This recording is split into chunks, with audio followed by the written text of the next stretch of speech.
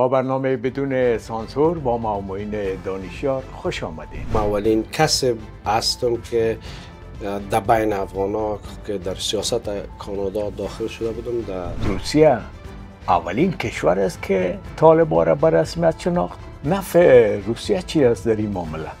نفع روسیه ضعیف ساختن وضعیت اقتصادی امریکا. اداره کردن طالبان خود در دست ابرقدرت جهان است. امریکا فعلا او ابرقدرت که بود نیست. بعد از طالبان کدام حکومت دیگر در نظر گرفته شده؟ هر آن چیزی که هست یک خواب است و خیال است و مکان. حامیان این برنامه سوی محصولات نازو و صرافی عزیزی برای شما پیشکش می گردد. برای پخش اعلانات تجارتی با این شماره با ما به تماس شوید. +1 905 418 207.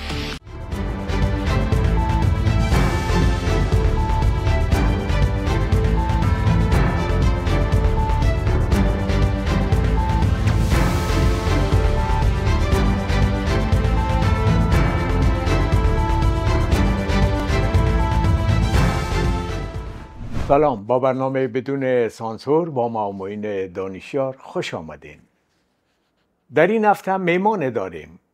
مسعود اچکزی، چهره سیاسی افغان کانادا، در رابطه با به رسمیت شناختن حکومت طالبان توسط کشور روسیه. گفتگوهایی داریم با هم یک جا. میبینیم و میشنویم که چرا به رسمیت شناختن. با ما باشین تا آخر برنامه. آقای اچکزی خوش آمدین با برنامه بدون سانسور. تشکر دانشیار صاحب. بر ما جای بسیار خوشی است امروز که خودتان میبینیم.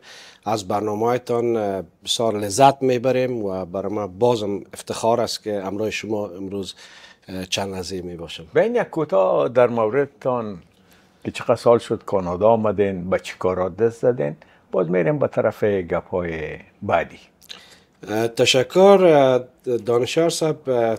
اگر بگیم 3 دهه میشه که در کانادا، زیادتر از 3 دهه در کانادا هستیم و کارهای بسیار مختلف در کانادا کردیم که اولین کار که آدم شروع میکنه من از بیسیک کارهای بسیار عادی آدم شروع میکنه و هر زمانی که خصوصا در شرایط سابقی که ما آمده بودیم برای ما بسیار مشکل بود که خود اجست کنیم با زندگی و مشکلات ایجا نسبت به مهاجرین نوی که آمدن در کانادا.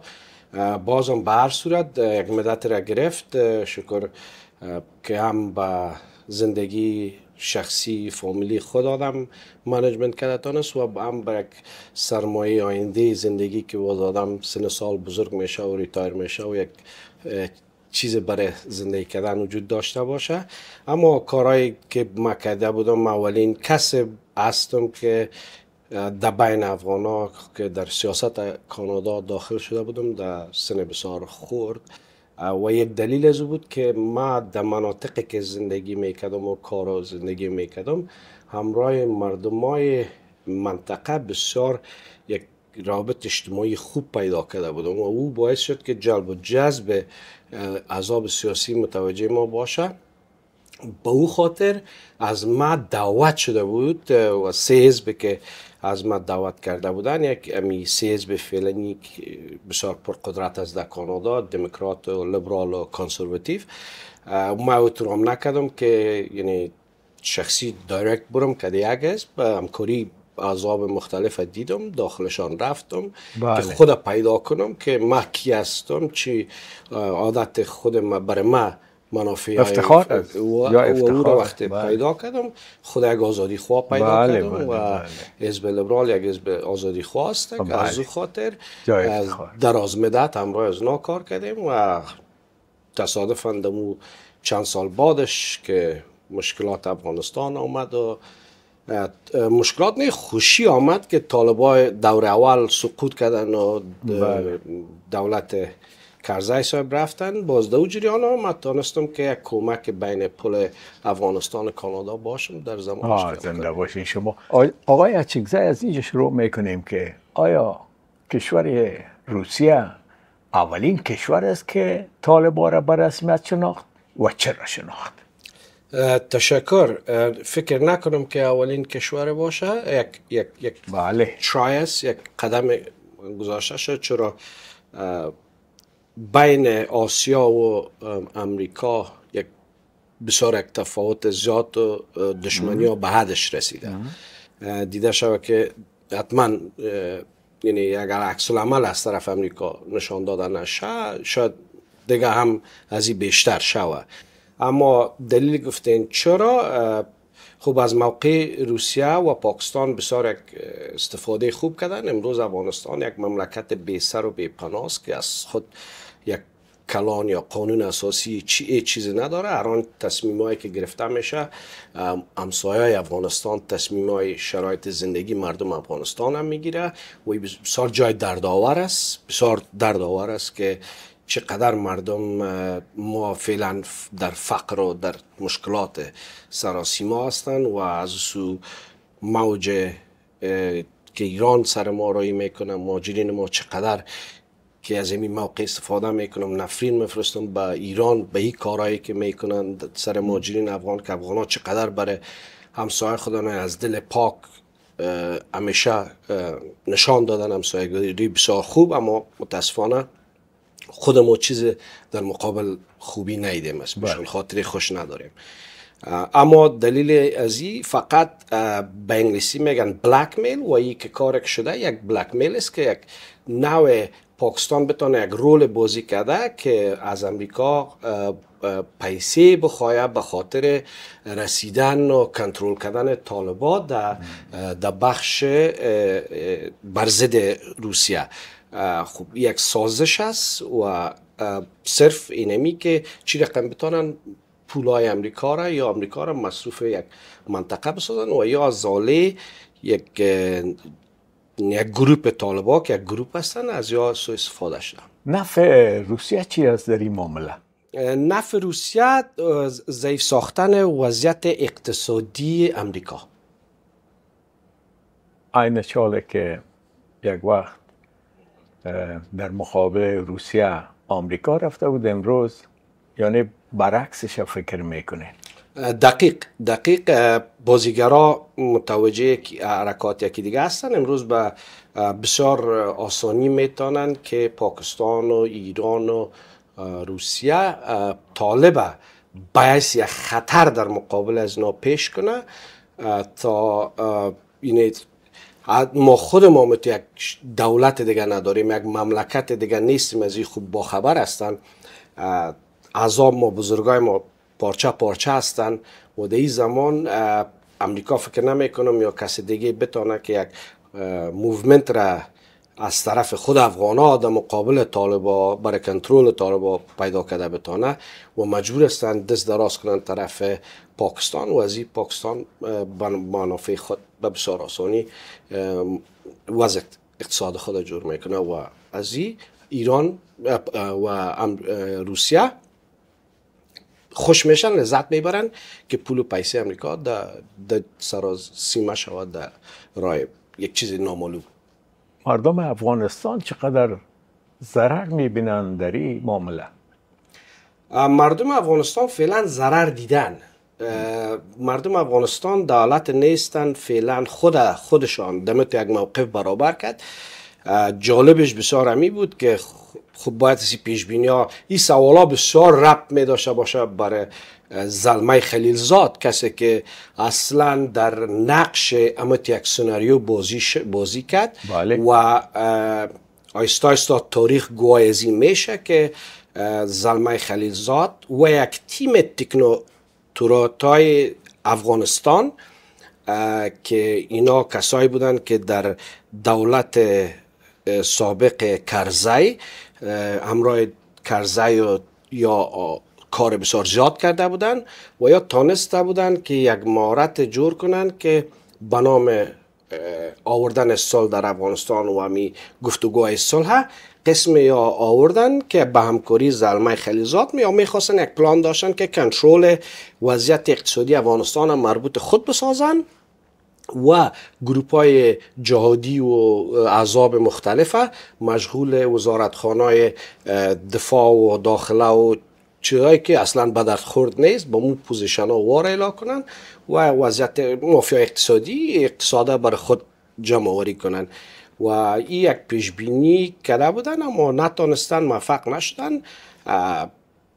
امروز زندگی میلیون ها افغان خونشان تا به گردن از این مردم ها هستند. آیا فکر میکنین که بعد از روسیه کشورهای دیگه هم باشه که افغانستان آیسته آیسته به رسمیت حکومت طالبان بشناسه، مثلا ازبکستان، تاجیکستان، قرقیزستان، کشورهایی که در بند روسیه هستن؟ آیا میتونه؟ این سیستم که یک بخش که چرا امریکا دفعتاً در اون زمان یک تصمیم گرفت و افغانستان در یک شرایط گذاشت، یعنی بررسی درست از پیشان اشتباهی شده بود که نتانستند که یک امریکا که بتانن بالانس همراه کس دولت دوجه اهداف خود ازش استفاده کنن که خودشان دموجه امی دولت آورده و دست نشانده خودشان بوده و طالبان را در قدرت آوردن که آل برشان امریکا آل هر آن چیزی را که شما پیش بینی کنین امکاناتش می باشه. با این که اما آقای چکزی، اداره کردن طالبان خود در دست ابرقدرت جهان است، پس چطور میتونه که سرکشی کنه؟ امروز تانک، توپ، اما وسایل نظامی آمریکا در افغانستان باقی مانده اما در یک صحنه در ابرقدرت و در دسترسشان است و در پیج دیگه، صفحه دیگه امریکا فعلا و امریکا و او ابرقدرت که بود نیست. بعد از آمدن ترامپ میگه در دوره اول ترامپ که آمد قدرت امریکا خصوصا در آسیا و آمد در مقابل دشمناش بسیار ضعیف شده. ما شما مثال مشاهده می جنگ که اصلا سرچشمه که می به رسمیت شناختنه که شما در سوال اول کردین که افغانستان از طریق شوروی، جنگ اسرائیل و ایران که خود امریکا پای خود بند کرد در این جنگ، اما دیدم که یک روز بعدش وقت قدرت پس ایران دید از موضوع جلوگیری کرد و این بسیار یک شرمندگی بسیار کلان برای خود امریکا پس پخش کرد و از این موقع وقتی که ارزیابی میکنن رقیبا دنو زمان است که عکس العمل نشان میتن. آل امریکا را رقیباش بسیار ضعیف میبینن و با مقابل عکس العمل هر اون چیزی که شما بگوین امکانات پیدا میشه. بله، در حالی که دیده میشه که مکتب‌های دخترانه بر روی دخترها بسته است و فقر داد میزنه، بیکاری داد میزنه و همچنان روز به روز همه اصوات میمانن میرن به طرف جهل و نادانی. شما چی فکر میکنید؟ اولی هیچ وقت ما نمیتونیم که هیچ حقوق را دفاع کرده بتونیم تا که قانون اساسی نداشته باشه یک مملکت و امروز طالبا قانون اساسی ندارن و شما نمیتونین تقاضای یعنی قانون از یک کسی که برخلاف قانون باشه و یک امیدواری کنین. برای گرفتن قانون باید شرایط قانون شما برابر کنین.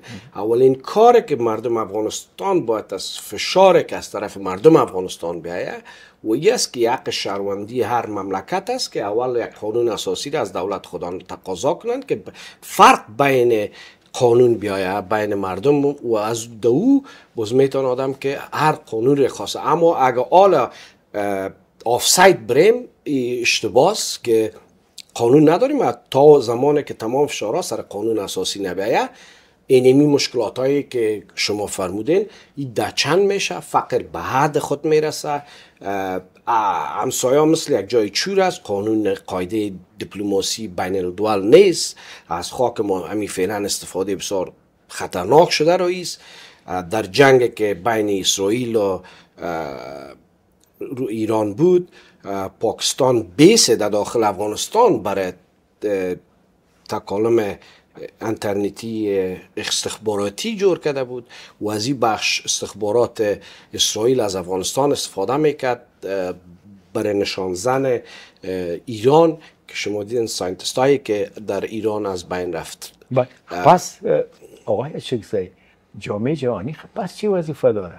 جامعه جهانی خودشان این مشکلات از قدرت و توانایشان بیرون است و یعنی امروز یک رقم همه سردرگمی که شما میبینین در خود کانادا، در خود امریکا، در خود اروپا از وضعیت نهایت بد اقتصادی یا سراسیمه هستن. خود ما کانادا رو میبینیم، ما یک بخش از کسایی هستم که اینوست کانادا برای تشویق سرمایه گذاری و اقتصاد در کانادا کار میکنم، اما وقتی که میبینم که وضعیت به چی حالت است آرام میباشم یک ذره که تشویش یک دوای بخورم که آرام راحت میکنه. وضعیت اقتصادی و قرضی خود مملکت ما در چی حالت است، از اینجا که هستیم و می که مهاجرین قبول نمیکنن، کم میکنن. ما در امریکا میبینیم که فعلا چی جریان داره.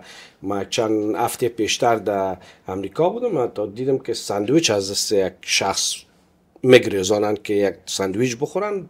وضعیت اقتصادی به این سویه است دیگه، چون وضعیت گلوبال اقتصادی بسیار خراب است. از او خاطر جامعه جهانی در اون پوزیشن هایی که بود نیستن. فعلا قانون از بین رفته، کسی به ملل متحد عقیده نداره. شما کدام خبر از ملل متحد پخش کردن میتونین یا دارین کدام در دسترس ندارین. شما او اموز دوران را که شما از او دوران که یاد میکنین فعلا ما در اون شرایط در اون دوران ملل متحد و حقوق بشر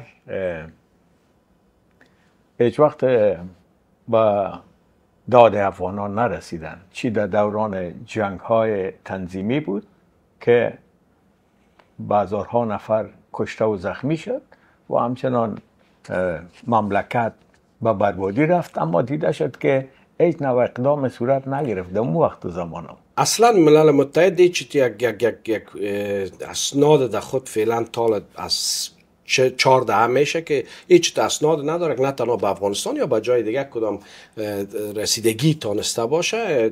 تمام جهان امروز در بسیار یک شرایط بد سردچار است و از او خاطر همراه شما کاملا شریک این سوالتون است. چی فکر میکنین که بعد از طالبا کدام حکومت دیگر یا قدرت دیگر در نظر گرفته شده؟ دقیق چیزی که امیدواری کل مردم می است، اما باید از ما شما بریم یک قدم پس به مو تاریخی که چی رقم ما تانستیم دولت کرزی سر آل بریم. او یک وقتی بود که یک بزرگ یک کلان داشتیم اعلیحضرت ظاهر شاه که اموز تشکیل که دبن شد، او به خاطر یک مردم که جمع شدن و یک تعداد دانشمندا آمدن، او به یک امید و بزرگی امو اعلیحضرت ظاهر شاه بود. در وقت ما یک رهبر داشتیم از احمد شاه مسعود و ای پیش یک بزرگی یک احترامی بود. امروز ما شما نداریم کسی که مردم دور از او اعتماد کنه و به او شخص این پیش شوه و یک تشکیل شوه که یک نظام دیگه در افغانستان تغییر بده. و میره چانسش به حد اندازه ضعیف میبینم، به حد اندازه. یعنی فعلا دیگه این کارا هنوز نیست. هر آن چیزی که هست یک خواب است و خیال است و مکان. یک وقفه کوتاه داریم و دوباره زود برمیگردیم با گپای داغ روز. شکر که آمدی عشقم، یگانه عشقم، زندگیم، قلبم، نفسم. تو چقدر روز به روز شفاف شده میری، چقدر زیبا شده میری. تو واقعا در قلبم جای داری. من بدون تو هیچ زندگی کده نمیتونم خلاص. امروز سر تو چی شده عزیزم؟ امروز سر تو چی شده که یک قدر تعریف کردی قربانت؟ ترا نمیگم خاک در سرت. من تلویزیون موج میگم، در ستلایت آمد من موج خنده را سعی میکنم. اوی ما گفتم امروز چقدر تو زیبا تعریف کردی مرا. ما ایران ماندم که از کدام بالو خیستی. موج خنده هر یک شنبه ساعت 12 ظهر از موج همراه همیشگی. صرافی مطمئن برای ارسال پول به افغانستان. دیگر نگران ارسال پول به خانواده و دوستانتان در افغانستان نباشید. فرستادن پول از کانادا به افغانستان و سایر نقاط جهان در کمتر از چند ساعت پول را به کابل، هرات، مزار و تمام شهرهای افغانستان بفرستید.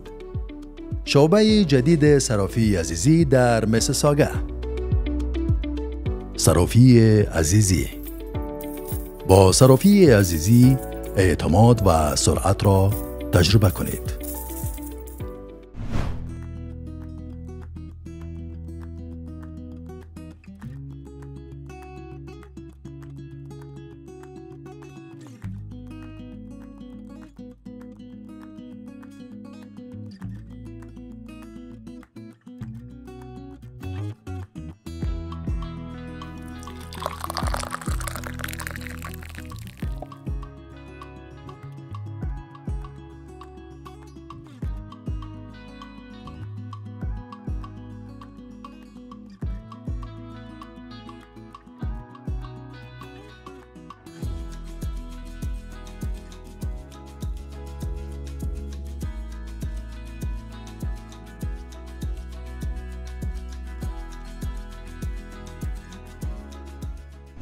دوباره برگشتیم با شما عزیزان خود در برنامه بدون سانسور با آقای اچکزی. خوش هستیم که در این قسمت برنامه هم میمان عزیز ما هستند. بیاین میریم به طرف یگان گپایی که آیا فکر میکنین که حکومت طالبان با این که روسیه او را به رسمیت شناخت، کشورهای دیگه هم یکی پای دیگه به رسمیت بشناسه و دوام حکومت طالبان در افغانستان باقی بمانه؟ حکومت طالبان دوام دادنش زیاد است و دراز مدت است. ایره آدم پیش بینی باید است کنه نظر به ضعیفی که خود افغان ها ما در مقابل نظام سابق. این ضعیفی میگن یا که کسایی که در رأس طالبان است میخواه که یک مدت باید طالبان باقی بمانه؟ کنترل طالبان در رأس طالبان به جز از پاکستان دیگه هیچ کسی نیست. یعنی من یک وقت هم گفته بودم پاکستان هم خب به اشاره کسی هست. پاکستان بود فعلا پاکستان تناس و خود پاکستان مهارت میکنه که خود جلوه بده که ربط داره به امریکا یا به روسیه. و وضعیتی که پیشتر هم سرش اشاره دادیم، وضعیت اقتصادی جهان گلوبال فعلا قسم نیست که به اون موره هایی که داشتن با او رسیدگی کده بتانن. و از اون خاطر ما شما میبینیم که وضعیت اقتصادی ایران در چی حالت است و وضعیت اقتصادی پاکستان در چی حالت است. و در ایت یک حالت مردم افغانستان خود پیدا کرده نمیتونن، چی وقت پیدا خواهد کرده تانستن و یا هر دو همسایه بسیار از ما کده پیش هستن، قدرتشان، تواناییشان، نظامشان، همه چیشان پیش است. یا امکاناتشان است که باز از این که خوبتر شوند، آماده تر شوند. چرا در دوران 20 سال جمهوریت که بود یک نظام بود در افغانستان، یک سیستم بین الدول بود، در اوجا تانسته بود که وضعیت پاکستان در یک جایش برسانه که از او خاطر از دیدگاه جهانی بسیار پاکستان ضعیف شده رفته بود. پاکستان هم به رسمیت شناخت پاکستان مداریس و پاکستان دگار پیش میکنه، پای خود پس میکنه و خود قسم قرار میده که از هر طرف برای خود عایدات پیدا کنه. خود اصلا در حالی که دیزاین سفارتش در افغانستان فعال است، از سفارت گفته آقای طالبان دانشیار، از سفارت گفتین 1800 پرسونل از ماش سفارت پاکستان در افغانستان ماش میگیره. این 1800 نفر چی میکنه که از یک سفارت بله برای یک سفارت که یعنی 1800 اگه حال قسم بگویم که خصوصا وزارت مالیه افغانستان 5% هم افغان نیست، 95% مربوط کارکنای وزارت مالیه پاکستان است که وزارت مالیه ما شما را پیش میبره و این جای شرم است با او کسایی که افغانستان در سرنوشت کشاندن به خاطر منافع شخصی خود. عجیب است که گپایی را که ما هنوز نشنیده بودیم که در وزارت مالیه چی میگذره، در وزارت داخله چی میگذره، از زبان شما بشنویم. امروز در افغانستان ما شما وزیر سابق مالیه خود زاخلواله داریم در اونجا. بله. و یک بخش کلان خیانت که در افغانستان صورت گرفته، کلانترین بخشش از طرف از امون اشخاص است و هنوز هم اونا در افغانستان هستند. بله، کسایی که در پشت پرده در افغانستان برای طالبا کار میکنن، چی فکر میکنین؟ اینا هنوز هم فکر میکنین آمریکا است؟ و چقدر تلاش میکنن؟ امریکا فقط قسم بازی امریکا، رول امریکا را آدم قسم فعلا دیده میتونه که تنها میخواه که یک روابط دیپلماسی در بسیار مصارف کم همراه طالبان داشته باشه که هم قطع نشه. $40 میلیون ختم شد؟ هیچ امکان نه. پیسه هنوزم و تلاشای پاکستان همیست که باید سمور هم پیسه را نسبت به دسترس خود طالبا باید سو پیسه از طریق وزارت مالی پاکستان داده شد و تسلیمی و پاکستان یک جیره باز برای پس طالبا بده. در این زمان یگانه چیزی که میتونه فکر میکنم افغانستان کمک کنه و این است که نوع مردم افغانستان در درون طالبا داخل شوند، در مغز طالبا داخل شوند، امرای طالبا به قسمی که بتانن اگر طالبا بتانن که یک شیطان قول بتن و منافع خود از پیشش مردم افغانستان بگیره، یگانه ای را امکاناتش هست و ای را کی بازیگر از این خواد کی باشه. آمریکا آیا امکانش هست که حکومت طالبان بر رسمیت بشناسه؟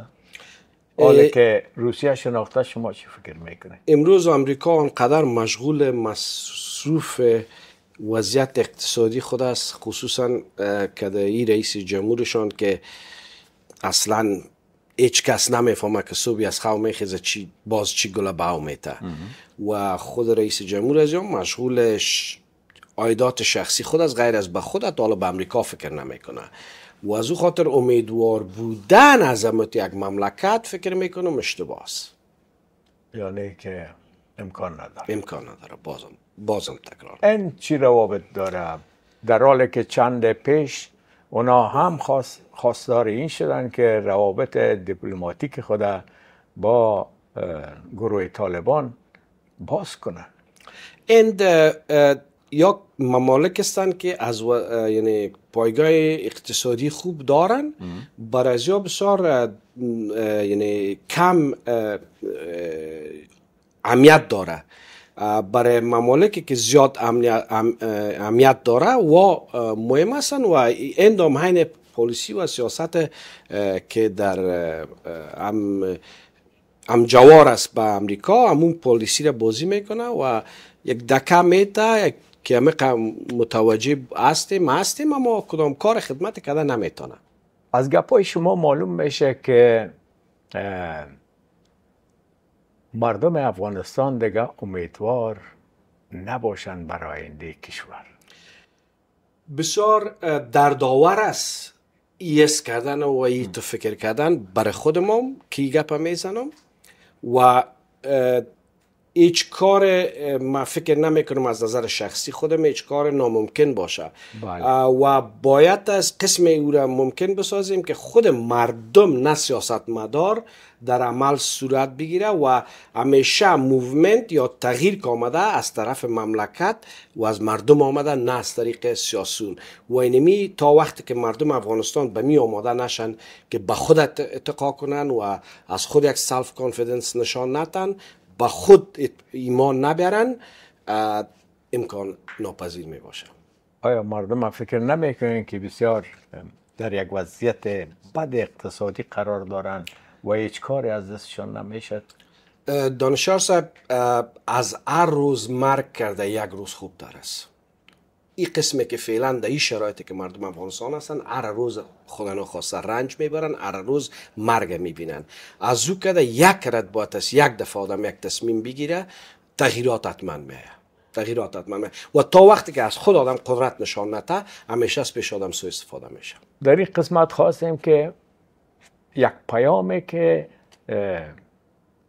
صدر اعظم قبلی کانادا راجع به افغانستان گفته بودن، از زبان شما بشنویم که چی گفتن. تشکر دانشیار صاحب. یک گفتگوی 3 سال پیشتره که داشتیم همراه صدر اعظم جستین ترودو در زمانش در اتاوا، ما پیام تشویش مردم افغانستان و کمیونیتی افغان را خصوصا برخصوص مشکلاتی که آمده بودن، من می پیام برشان رساندم که شما سوال دارن که کانادا تصمیمش در مقابل مردم افغانستان و دولت فعلی که طالبان است چی است. برای من میره گفت که ما هیچ زمان مسعود افغانستان فراموش نمی کنیم و طالبان تا وقتی که از حقوق رسمی مردم افغانستان نتانن حمایت کنن، تا او زمان در لیست تروریست در کانادا، در روابط بین الدول، در قانون چارچوکات کانادا باعث در لیست تروریست هستند و او فرق نمیکنه که کدام حکومت کنسرواتیو ها می باشه یا لیبرال می باشه یا دموکرات ها می باشه. مسیر یا امو قانون در مقابل طالبان اصلا تغییر کننده نیست از طرف کانادا و همیشه کانادا در مقابل یک مملکت بسیار صلح‌آمیز است و همیشه کوشش داشته که او از حقوق جامعه بین الدول دفاع کنه. خیلی ممنون.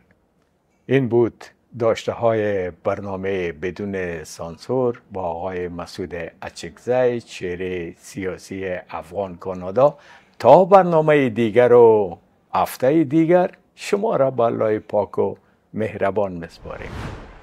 حامیان این برنامه سوی محصولات نازو و صرافی عزیزی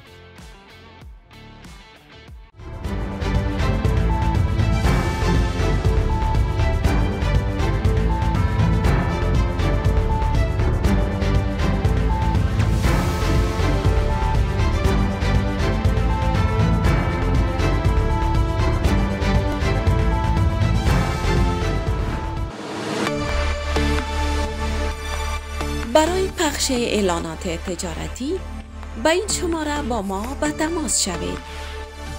+1 905 418 207.